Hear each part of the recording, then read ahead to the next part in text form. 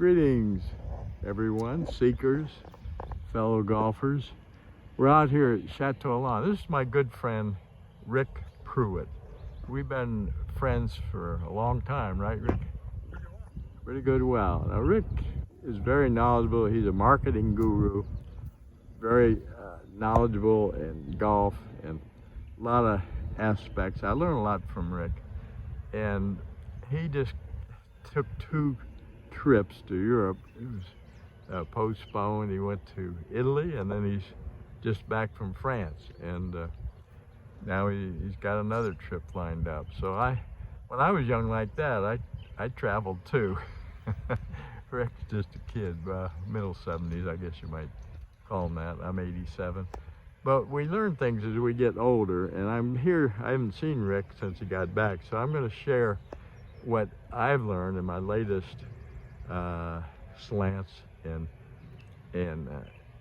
tips on collegiate swinging golf. So I'm going to pass the baton over to Rick, if you wouldn't mind, Rick.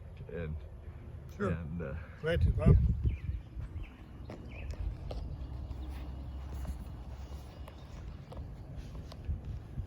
Cheers.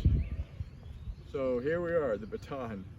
So we're at Chateau Elan. It's a nice day. It's overcast. And I don't even think it's in the 90s, is it? Almost, not quite. But there's a little breeze, and I like overcast. So what I'm just encapsulating for Rick is what I've learned and put together and trying to simplify the golf swing. So number 1, our body's a machine. This is a tool. So I have to take my machine and set it up to use this tool. I can't just step up there and willy-nilly. My dad was a tool and die maker during World War II, worked in tolerances, I guess, of the thousands. This, we don't have to be that close, but we have to obey certain laws of physics and geometry. Now, stance-wise, I'm on 2 legs. This is a bipod, and think of a think of a 2-legged stool. It's not very stable. We aren't really. It's amazing how we balance almost 6 feet up here, and we have a good balancing mechanism. And I have a friend that has inner ear problems, and he has really problems, but he's working on that. So a 3-legged stool, my grandfather was a small dairy farmer. He had a 3-legged knuckle stool. He leaned his head and barn cap against the gun.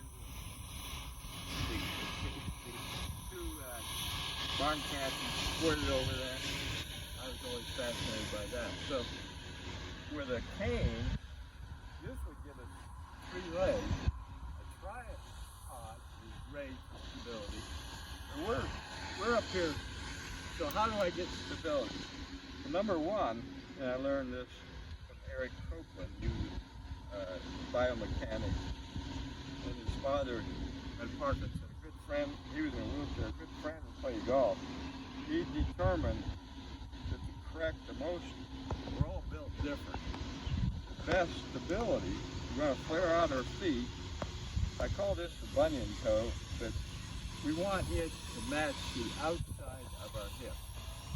And likewise over here. Now, so that gives me stability. Now, how do I get to the ball?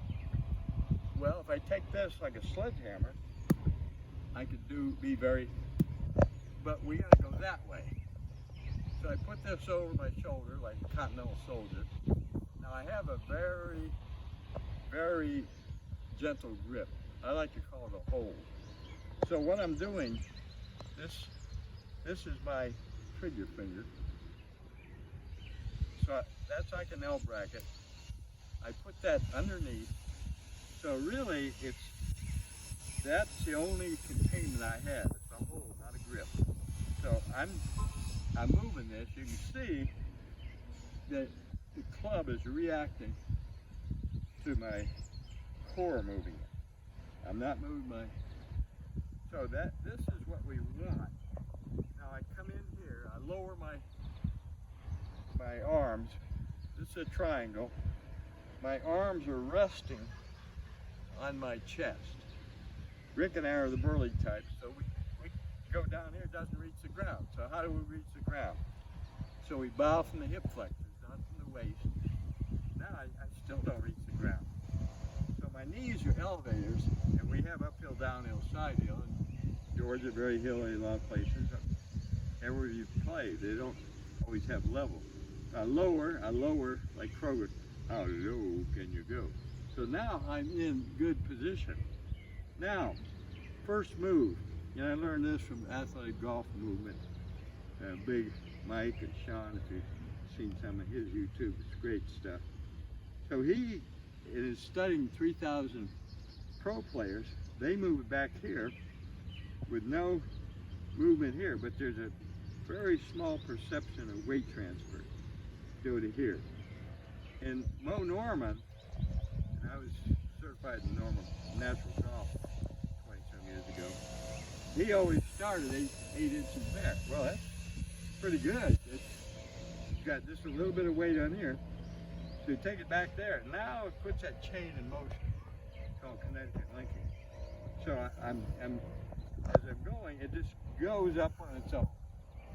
So I have no, so now going down, my flexibility is limited. So we had a little power short. Little bit of glitch there, but we're back on screen. Okay, so when I go back, it's called extension and flexion. This leg is extending, that's straight. This is flexing, that's bending. So now, this is the extent of my backswing here. Now, when I go down, I'm dropping, and then I'm sliding into it. And this has been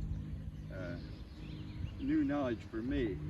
They slide in and they go down this right shoulder. So they go down and pinch it. Oh, I'm sorry, Cheto. So, but that's a down motion. So another video I just saw was, let's start at impact position. Impact is not this, it's this. See this bow and this wrist here? That's Dustin Johnson, DeChambeau. All golfers, they don't flip like that. So if you had a frisbee, that's the way you would. This is the strongest part of your wrist. So that's what we want. So this is where we are at impact, and then we come back, and I call it pinch it. Here comes somebody. Some pinch it. And it imparts a nice roll. Just how much. So you have to get this move, and then when you get that, then the momentum inertia centrifugal force carries you around. It's a lovely finish, and the chicks dig this. Styling and profiling.